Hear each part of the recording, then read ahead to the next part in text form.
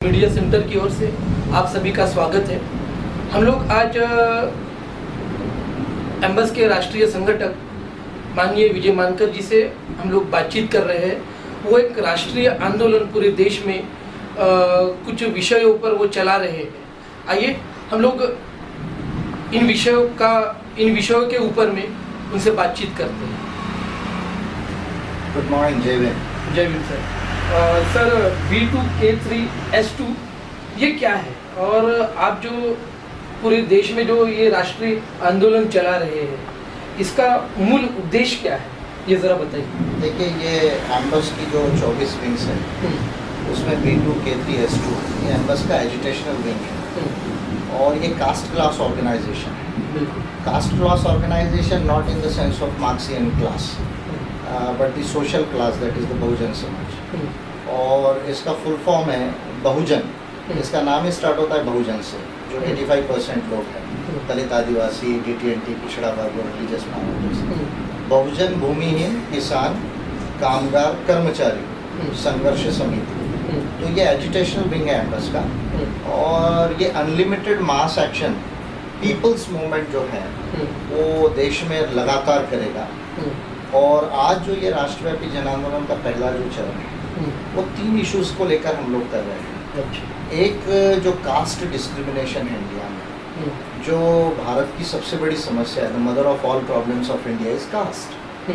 भारत की जितनी भी प्रॉब्लम्स है, चाहे वो इलिटरेसी है, पॉवर्टी है, माल नरिशमेंट है, बैकवर्डनेस है, महिलाओं के साथ हो रहा ह्यूमन ट्रैफिकिंग है या चाइल्ड लेबर है, ये सारी की सारी जो प्रॉब्लम है, या इवन जो इकोनॉमिक प्रॉब्लम्स नज़र आती है जैसे इन्फ्लेशन है या लो ग्रोथ है, ये कास्ट से रिलेटेड है। इसलिए we have always been saying, Baba Saheb Ambedkar ने कास्ट को बेसिक प्रॉब्लम माना है।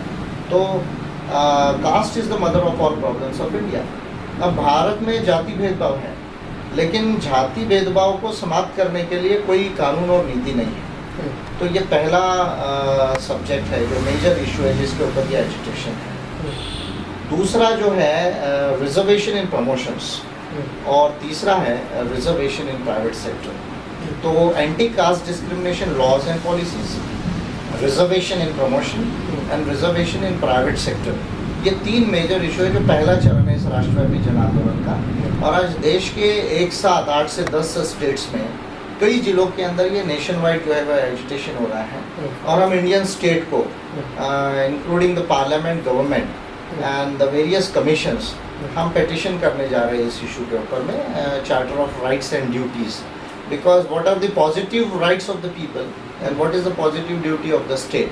तो इसके ऊपर हमने एक बहुत बड़ा पिटीशन जो है वो तैयार किया है, charter of rights and duties का।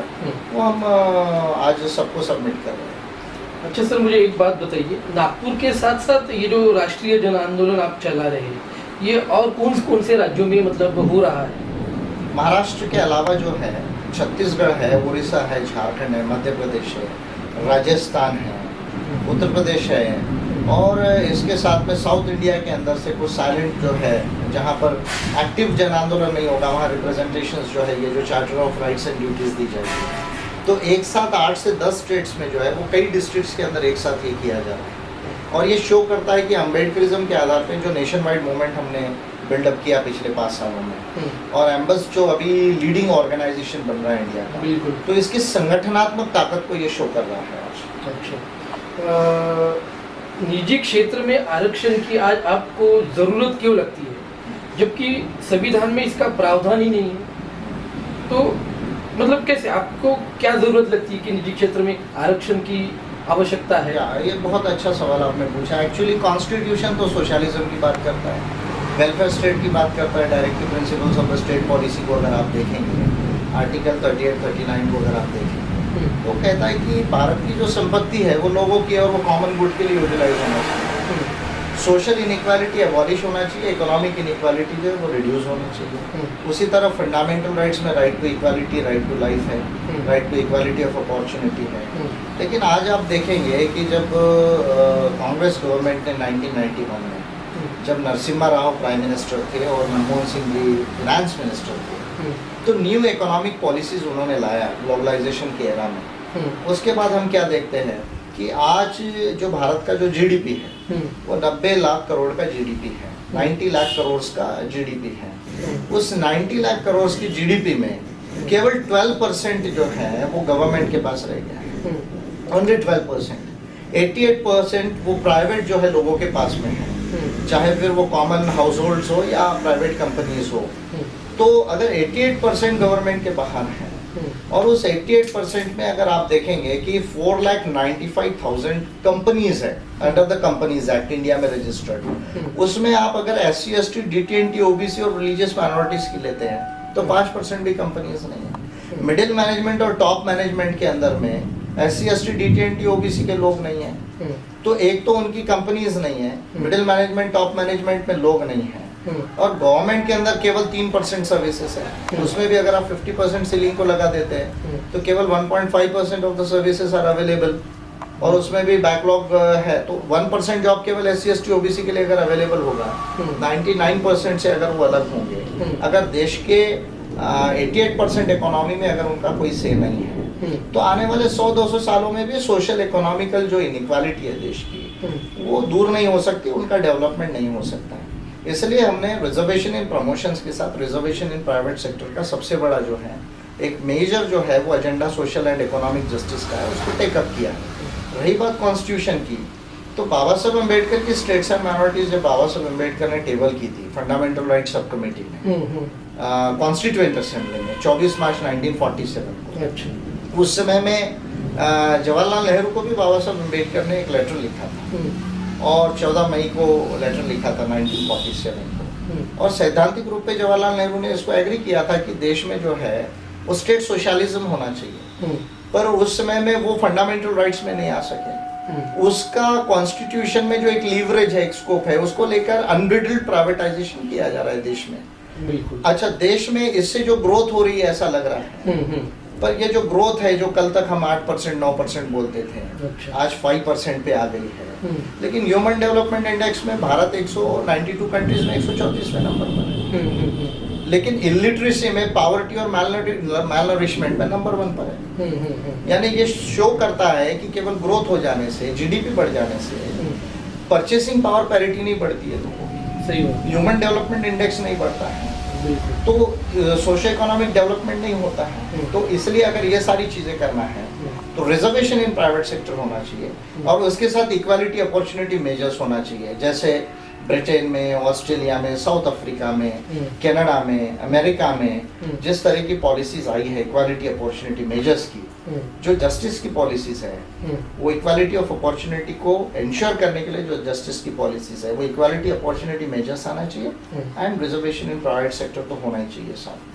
अच्छा, अभी मेरा एक ऐसा सवाल है कि जैसे देश में अभी एट्रोसिटी एक्ट लागू है, साथ ही न्याय व्यवस्था भी है, तो मनुष्य के मूलभूत अधिकारों का ये न्याय व्यवस्था संरक्षण भी करती है, लेकिन ऐसे में आपको ऐसा नहीं लगता कि और एक जाति भेदभाव कानून की मांग क्या संयुक्तिक रिलेवेंट लगती है आपको? नहीं, ये मैं ये कह रहा हूँ कि देखिए हमारे देश में कॉन्स्टिट्यूशन है, हमारे देश में जुडिशरी है, बिल्कुल, फंडामेंटल राइट्स भी है। अभी आप देखिए फंडामेंटल राइट्स की आर्टिकल 17 पे देखिए, वो एबॉलिशन ऑफ अनटचेबिलिटी की बात करता है, वो प्रिवेंशन ऑफ अनटचेबिलिटी की बात नहीं करता, वो एबॉलिशन की बात करता है, यानी अस्पृश्यता जो है वो पूरी तरह से समाप्त होनी चाहिए। बिल्कुल। अभी आप एक्ट ही देखिए, SC ST prevention of atrocities act, ये प्रिवेंशन की बात कर रहा है, एबॉलिशन की बात नहीं कर रहा है। यानी संविधान जो चाहता है कि इस देश में अस्पृश्यता को जो है वो समाप्त किया जाए, जाति को समाप्त किया जाए, उसके ऊपर तो एक भी लॉ नहीं है देश के अंदर में, एक भी पॉलिसी नहीं बनी अभी तक। और यही नतीजा है कि आप अगर गवर्नमेंट ऑफ इंडिया के पूरा स्टेटिस्टिक्स देखेंगे, प्लानिंग कमीशन ने 2001 में ह्यूमन डेवलपमेंट इंडेक्स को डिक्लेयर किया, SC ST कमीशन की रिपोर्ट्स है, ह्यूमन राइट्स कमीशन की रिपोर्ट्स है, NSSO के स्टेटिस्टिक्स है, फैमिली हेल्थ सर्वे के स्टेटिस्टिक्स है। अगर ये तमाम स्टेटिस्टिक्स को अगर आप देखेंगे, इवन अगर आप इंटरनेशनल रिपोर्ट्स को देखेंगे, वर्ल्ड बैंक जैसा कैपिटलिस्ट ऑर्गेनाइजेशन जो है उसकी 2006 की रिपोर्ट है जिसने इस बात को प्रूव किया कि भारत में जो ग्रोथ ठीक से नहीं हो रही है, या ह्यूमन कैपिटल का जो डेवलपमेंट नहीं वो कास्ट की वजह से। ह्यूमन डेवलपमेंट इंडेक्सेस इसको जो रिपोर्ट्स है यूएनडीपी की वो सपोर्ट कर रही है, या यूनाइटेड नेशंस की जो ह्यूमन राइट्स काउंसिल है उसकी कई रिपोर्ट्स है जिसने इंडियन स्टेट को कैस्टिगेट किया है ह्यूमन राइट्स के वायलेशन के इशू पे। तो पहली बात SC/ST prevention of atrocities act ये एंटी कास्ट डिस्क्रिमिनेशन लॉ नहीं है, ये स्पेशल क्रिमिनल लॉ है।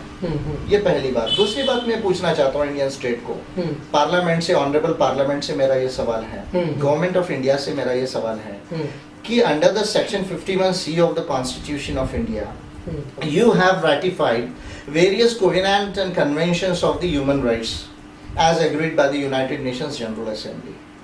Now the issue is that why the Indian state has not notified these covenants and conventions till date. आज तक जो है जो 60 के ऊपर कोवेनेंट एंड कन्वेंशंस है उसमें लगभग 20-25 के ऊपर कोवेनेंट कन्वेंशंस इंडियन स्टेट ने साइन किया। For example international convention for the elimination of all forms of racial discrimination 1966 का कन्वेंशन है। International covenant of economic, social and cultural rights, economic international covenant of civil and political rights 1966, convention for elimination of all forms of discrimination against women 1979, Convention for Elimination of All Forms of Discrimination in Education 1960। ये जो सारे international covenants and conventions है जिसको Indian state ने ratify किया, उसको accede किया पर section 2F of the human rights act 1993 के तहत उसको नोटिफाई तक नहीं किया। Now human rights unless they are notified they cannot become law. If they do not become law, the courts cannot take cognizance of it. Now suppose if my fundamental rights are violated, where I have to go? आपको मैं बताना चाहूँगा कि section 30 of protection of human rights act ये कहता है कि हर district में कोर्ट होना चाहिए ह्यूमन राइट्स का। आज तक हर डिस्ट्रिक्ट में कोर्ट नहीं बनाया इंडियन स्टेट ने। तो भारत का संविधान जो abolition of caste, abolition of untouchability की बात करता है, आज तक देश में लॉ ही नहीं है। दूसरा मेरा ये कहना है कि जब यूके जहाँ 10 लाख भारतीय गए उसमें 4.5 लाख के ऊपर दलित है, जब यूनाइटेड किंगडम की जो पार्लियामेंट है, House of Commons and House of Lords जो है वो मिलके जब इक्वालिटीज एक्ट के सेक्शन 9 में कास्ट डिस्क्रिमिनेशन को जो है वो वायलेशन करार देती है ह्यूमन राइट्स का, और एंटी कास्ट डिस्क्रिमिनेशन लॉ जब यूके बना सकती है तो सेम ह्यूमन राइट्स पे जब इंडिया ने साइन किया तो इंडिया में आज तक ये लॉ क्यों नहीं है? और बाबा साहब अम्बेडकर की स्टेट्स एंड माइनॉरिटीज में यही प्रोविजंस थे जो उस समय नहीं होने दिया कांग्रेस की मेजोरिटी की वजह से। लेकिन आज पूरे दुनिया के ह्यूमन राइट्स जिन जो कंट्रीज ने साइन किया वो कॉन्स्टिट्यूशन में उसका बिल ऑफ फंडामेंटल राइट्स के अंदर, बिल ऑफ राइट्स के अंदर उसका प्रोविजन हुआ है। कॉन्स्टिट्यूशनल राइट में वो फंडामेंटल राइट बना है, ह्यूमन राइट बना हुआ है, और उसके ऊपर लेजिस्लेशन और पॉलिसीज पूरे दुनिया में बन रही है। तो इंडिया में क्यों नहीं होना चाहिए जब 100 करोड़ से ऊपर लोग कास्ट डिस्क्रिमिनेशन से अफेक्टेड है? बिल्कुल, इसलिए ये सबसे बड़ा मेजर इशू है इंडियन कॉन्स्टिट्यूशन और ह्यूमन राइट्स का। ये हमारा स्पष्ट मत है। चलो अच्छी बात है। अब आपने जो ये बताया तो मुझे ऐसा लगता है कि ये जाति भेद मिटाने के लिए आप कैसी नीतियाँ और कैसे कानून चाहते हैं इस देश में? देखिए, एक तो स्पेशल लॉ जो है वो बने, anti caste discrimination law, equalities act के लाइन पर जो यूनाइटेड किंगडम्स में बना है या साउथ अफ्रीका में बना है, और उसमें स्पेशल कैटेगरिकली प्रोविजंस होना चाहिए उस लॉ के अंदर कि कास्ट डिस्क्रिमिनेशन सोसाइटी से, पॉलिटिक्स से, एजुकेशन से, इकोनॉमी से, कल्चर से, रिलीजन से, यानी नेशनल लाइफ की जितने जीवन है उसे अबॉलिश किया जाता है। अगर उसको कास्ट डिस्क्रिमिनेशन को कोई करेगा तो उसके लिए strict penal and pecuniary provisions होना चाहिए, यानी पैसे का भी बड़ा फाइन होना चाहिए, साथ में इम्प्रिजनमेंट के भी प्रोविजंस होना चाहिए। और उस एक्ट के तहत स्टेट को बाइंड किया जाना चाहिए कि वो पॉलिसी, स्पेसिफिक पॉलिसीज बनाए। फॉर एग्जांपल मैं आपको बता रहा हूँ कि अभी 12th 5-year प्लान बना है। अब 12th 5-year प्लान अभी देश में 2011 में सेंसस हुआ, सेंसस ऑफ इंडिया, उसके SC/ST के या रिलीजियस माइनॉरिटीज के डेटा को लिए बगैर 12th 5-year प्लान को फाइनलाइज किया गया।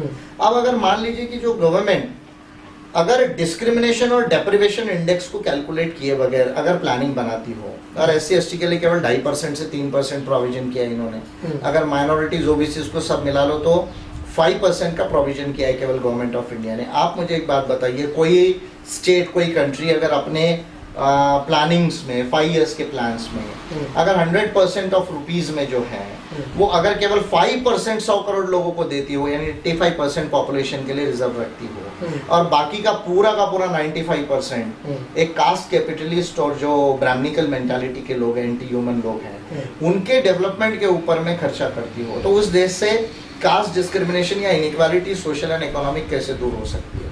तो स्पेसिफिक प्लान होना पड़ेगा आपको, चाहे वो एजुकेशन हो, चाहे वो हाउसिंग हो, चाहे वो इकोनॉमी हो, चाहे वो कल्चर हो, चाहे वो रिलीजन हो, जीवन के जितने क्षेत्र है उसमें कास्ट डिस्क्रिमिनेशन जो कम्युनिटीज के साथ हो रहा है, एक discrimination and deprivation index calculate किया जाए कि देश में कौन कौन सी कम्युनिटीज कितनी पिछड़ गई है जाति के आधार पर, और उसके लिए स्पेशल पॉलिसीज का जो है स्पेशल प्लानिंग का इम्प्लीमेंटेशन होना चाहिए, और ये इक्वालिटीज एक्ट में बाउंडेड होना चाहिए, अदरवाइज देश में गवर्नमेंट करने वाली नहीं है। ठीक है, जैसा हमारा एक्सपीरियंस है कि रिजर्वेशन कॉन्स्टिट्यूशन में है, लेकिन अभी तक 81 सेक्रेटरीज है भारत सरकार के, उसमें केवल एक ट्राइब का है। 30 कैबिनेट सेक्रेटरीज हुए आज़ादी से लेकर अभी तक, इंडिपेंडेंस से लेकर अभी तक, उसमें एक भी SC/ST का नहीं हुआ। अभी एडिशनल सेक्रेटरी और joint secretary, from where the planning of the government of India starts, you will be very surprised. According to the constitutional provision, reservation 22.5% होना चाहिए। अभी जॉइंट सेक्रेटरी का लेटेस्ट डेटा मेरे पास में है, अप्रैल में गवर्नमेंट ऑफ इंडिया की जो ministry of personnel public grievances and pension ने जो हम PCDHR जो इंस्टीट्यूशन है एम्बस का, उसमें हमने बुलाया, उसमें दिया, तो उसमें जॉइंट सेक्रेटरी जिसमें 22.5% है सेक्रेटरीज होना चाहिए, वहाँ भी SC/ST के 10% है। मेरा सवाल है 12.5% गए कहाँ? और इसलिए जो ये रिजर्वेशन इन प्रमोशन का जो कॉन्स्टिट्यूशनल अमेंडमेंट बिल्ड है 117वां, वो इमीडिएटली पार्लियामेंट में पास होना चाहिए। ये भी एक मेजर जो है इशू है, क्योंकि जब तक हमारे सेक्रेटरीज नहीं होंगे तब तक ये जो प्लानिंग बन रहा है देश का, उसमें SC/ST, DT/NT, OBC, religious minorities के लिए किस तरह का प्लान बनना है, ये हम फाइनलाइज नहीं कर पाएंगे, और उसका इम्प्लीमेंटेशन भी ठीक से नहीं हो पाएगा। तो सोशल एंड इकोनॉमिक जस्टिस जो मेजर प्रिंसिपल है कॉन्स्टिट्यूशन ऑफ इंडिया का, इक्वालिटी, जो social and economic equality major जो प्रिंसिपल है, फंडामेंटल राइट है कॉन्स्टिट्यूशन ऑफ इंडिया का। Right to life means right to life with decent and dignified life, to live a life with dignity, जो fundamental right के साथ human rights का interpretation है constitution में। ये सारी चीजें बगैर स्पेशल लॉ, कास्ट को समाप्त करने के, डिस्क्रिमिनेशन को स्पेशल पॉलिसी के बगैर नहीं हो सकता।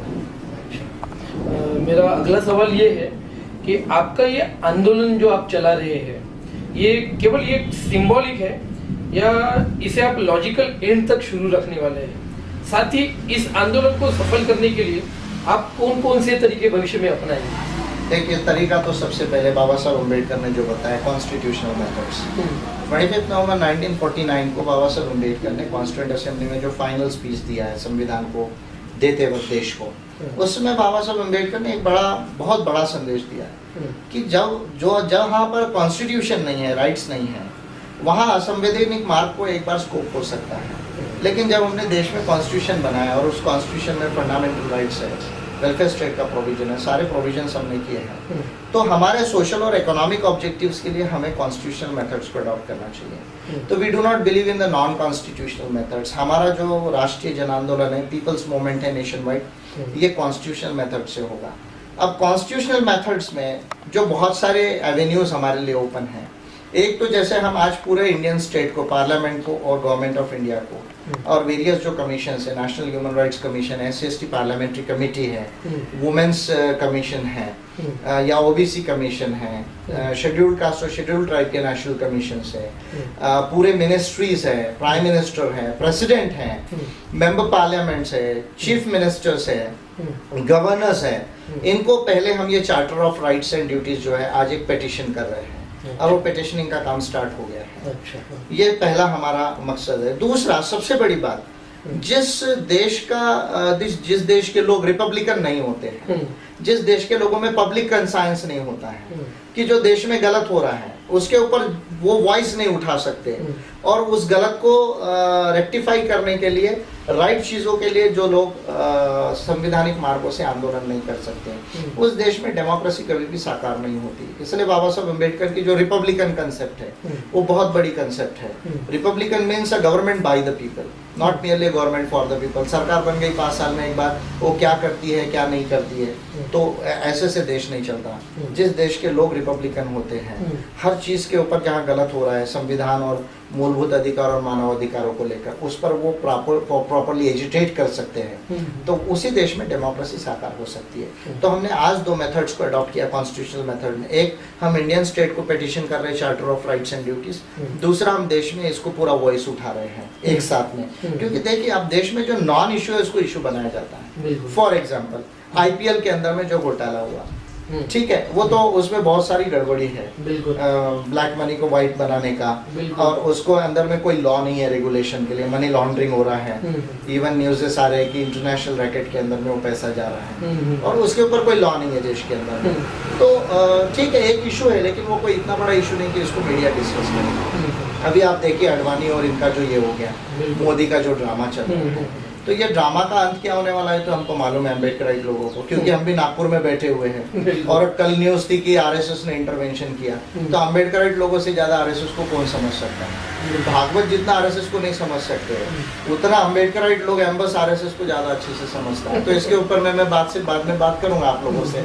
मेरा ये कहना है, अन्ना हजारे जी ने आंदोलन किया कि करप्शन समाप्त होना चाहिए, लेकिन उन्होंने ये नहीं कहा कि सबसे बड़ा जो करप्शन का सोर्स है देश के मंदिर है, जिसमें आज 100 लाख करोड़ की संपत्ति है, या देश के अंदर प्राइवेट सेक्टर है, जो ये प्राइवेटाइजेशन के वजह से इंडियन गवर्नमेंट के टैक्सेस और बैंक के लोन से जो है वो जो है बड़ा हो गया है देश के अंदर। या जैसे कोलगेट में हमने देखा कि इलीगल तरीके से लाइसेंस दिए गए, पूंजी में दिया गया, तो लोगों का पैसा जो है देश का या गवर्नमेंट टैक्सेस से जो है, चाहे वो टैक्स कंसेशंस हो, चाहे वो सब्सिडीज हो, चाहे वो इंसेंटिव्स हो, चाहे वो लैंड हो, चाहे वो वाटर हो, या लाइसेंसेस हो सस्ते भाव में दिए गए, या बैंक्स के लोन और NPA हो, 1.5 लाख करोड़ का NPA हो गया है RBI की रिपोर्ट के हिसाब से। PCDHR के RTI में हमने बुलाया सारी की सारी चीजें। तो देश में सबसे बड़ा मेजर करप्शन जो है वो तो मंदिरों में और प्राइवेट सेक्टर में।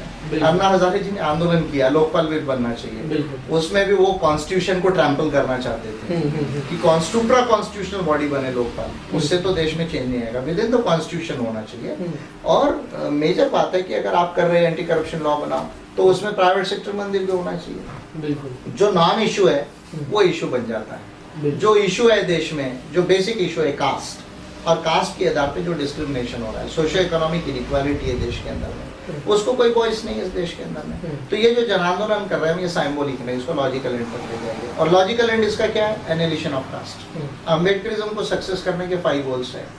उसका एक सबसे बड़ा गोल है एनिहिलेशन ऑफ कास्ट करके सोशल डेमोक्रेसी की प्रस्तावना करना, एक आदर्श समाज की प्रस्तावना करना जो समता, स्वतंत्रता, बंधुता पे हो, जो कास्टलेस एंड क्लासलेस सोसाइटी हो, जो सोसाइटी में कोई जेंडर डिस्क्रिमिनेशन या रेशियल डिस्क्रिमिनेशन ना हो, ऐसा समाज अम्बेडकरिज्म बनाना चाहता है। That is the one goal of Ambedkarism. इसके अलावा अम्बेडकरिज्म के और 5 गोल्स है टोटल, तो वो 5 गोल्स को अम्बेडकरिज्म के हम सक्सेस करेंगे।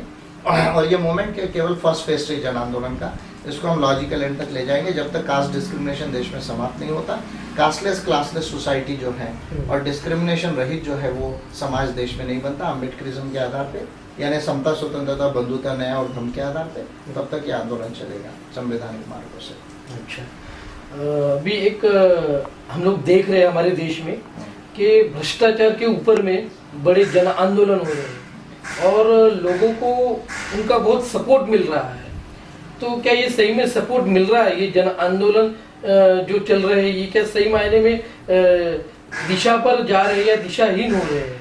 मतलब ये क्या हो रहा है, क्या लगता है? जैसे मैंने आपको पहले बताया कि करप्शन इज अ प्रॉब्लम, लेकिन अगर एंटी करप्शन लॉ बन रहा है देश में तो प्राइवेट सेक्टर, मंदिर और NGOs तीनों उसके एम्बिट में होना चाहिए। आप ये नहीं कह सकते केवल गवर्नमेंट से करप्शन दूर हो जाए, बाकी सोसाइटी में रहे, प्राइवेट वालों के पास, मंदिरों में रहे।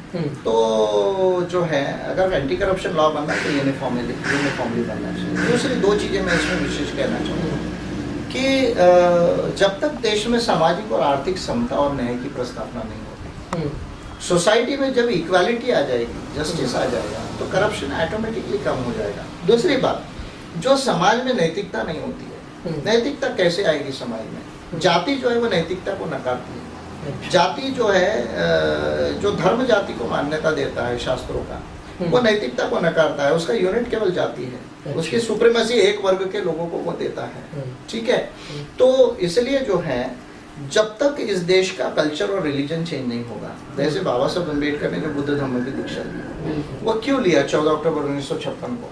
क्योंकि बाबा साहब अम्बेडकर यूनिवर्सल ह्यूमैनिज्म और यूनिवर्सल मॉरलिटी चाहते थे।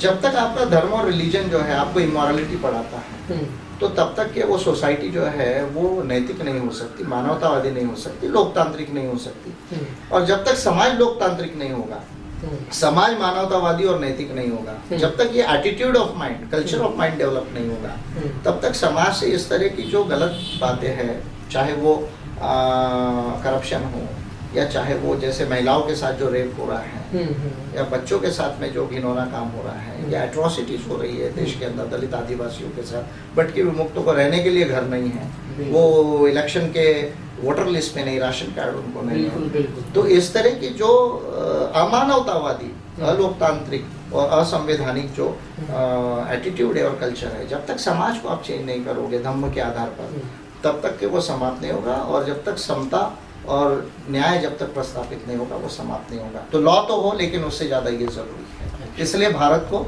अम्बेडकराइट रेवोल्यूशन की ज़रूरत है। अन्ना हजारे के रास्ते से ये नहीं हो सकता। अच्छा, जैसे अभी आपने बताया कि अन्ना हजारे के रास्ते से ये नहीं होगा, तो आप जो राष्ट्रव्यापी आंदोलन चला रहे हैं, ये क्या सही मायने में अम्बेडकरिज्म पर आधारित है? यस, इसलिए आधारित है क्योंकि इस आंदोलन को ये तो एक देखिए 4 चीज़ें भी साथ साथ चलेगी। अम्बेडकरिज्म को कामयाब करने के लिए हमने एक मल्टीपल कंप्लीट स्ट्रेटजी बनाई है। This is the national plan to succeed in Ambedkarism. ये कॉन्स्टिट्यूशन है, इसको लिखित में बनाया हम लोगों ने, जो बाबा साहब अम्बेडकर के राइटिंग एंड स्पीचेस है, जो महाराष्ट्र गवर्नमेंट ने पब्लिश किए, जिसके वो 22 वॉल्यूम्स है। उसके साथ में कॉन्स्टिट्यूएंट असेंबली डिबेट्स है, जो लोकसभा सेक्रेटेरिएट में पब्लिश किए। फ्रेमिंग ऑफ इंडियाज कॉन्स्टिट्यूशन है, या जो वेरियस बायोग्राफीज है बाबा साहब पर लिखी गई है। उन सबको लेकर हमने बाबा साहब के ओरिजिनल राइटिंग एंड स्पीचेस से लेकर जो है वो कॉन्स्टिट्यूशन ऑफ मूवमेंट बनाया है, और उसको हमने ओरिजिनल रेफरेंसेस दिया है राइटिंग एंड स्पीचेस का, कोई भी उसको वेरीफाई कर सकता है। और एम्बस जो है वो इस कॉन्स्टिट्यूशन से बाइंडेड है। तो इसलिए अम्बेडकरिज्म को सक्सेस करने के लिए अभी जो एक राष्ट्रव्यापी जन आंदोलन जो स्टार्ट किया है, ये एक पार्ट है। इसके साथ में और 3 चीजें साथ साथ चलेगी। राष्ट्रव्यापी जन आंदोलन के साथ में धम्म दीक्षा का कार्यक्रम देश में चलेगा। अच्छा। जो लोग इंसानियत के लिए और नैतिकता के लिए, अपने अच्छे समाज और अच्छी पहचान के लिए, जो मानवतावादी और समतावादी बुद्ध के धम्मों को एक्सेप्ट करना चाहते हैं, वो लोग बुद्ध के धम्मों को एक्सेप्ट करेंगे बड़े पैमाने पर। और ये लहर ऑलरेडी देश में चालू हो गई है। आज दलित कम्युनिटीज़ के अलावा आदिवासी और भटके विमुक्त और पिछड़े कम्युनिटीज़ में से भी लोग जो है बुद्ध के धम्म के तरफ बहुत बड़े पैमाने पर अट्रैक्ट हो रहे हैं इंडिया के अंदर। और वर्ल्ड के 100 देशों से ज़्यादा जो है वो बुद्धिज़्म फैल गया है।